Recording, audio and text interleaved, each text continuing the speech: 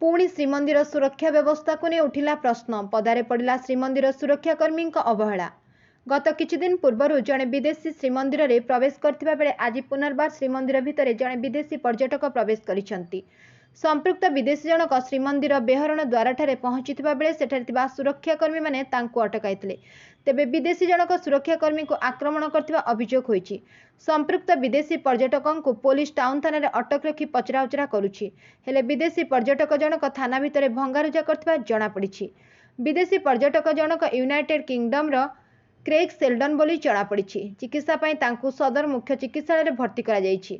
तेबे श्रीमंदिर चारिद्वार रे कड़ा सुरक्षा सत्वे ए विदेशी जनक श्रीमंदिर भितर को किभली प्रवेश कले से नहीं साधारण रे प्रश्न उठिछि। सेपटे थाना रे अटक थिबा विदेशी नागरिक जनक आज सकाळे निशाग्रस्त अवस्था स्वर्गद्वार ठारे विशृंखला सृष्टि करथिले। एने समुद्रकूल थाना पुलिस तांकु उद्धार करी थाना को आनी पचराउचरा करबा परे छाड़ी देइथिला।